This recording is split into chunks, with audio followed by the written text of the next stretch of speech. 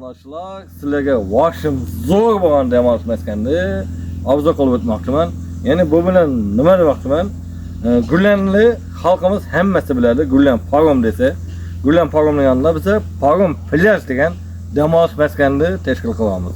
Sizlarga ishlarni bir qator videoda obzor qilib o'taman. Qani ketdik.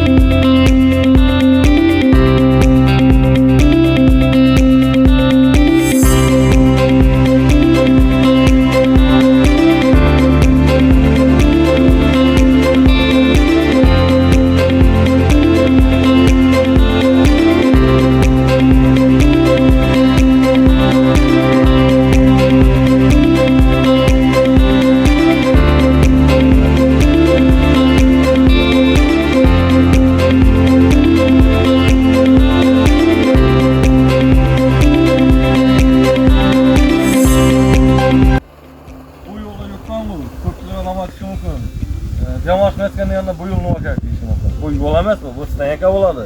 Kelgan odamlar mashinalarni mana shu yerga qo'yib turib, bemalol mazza qilib dam olib ketish uchun ko'rdingizlar. Stankalarda mashina zo'r, mashinalar sayara salqinda turadi. Her kuni oilalar bilan dam olish kunlari nega vaqt dam olaman deysiz? Do'stlaringiz bilan nega vaqt dam olaman?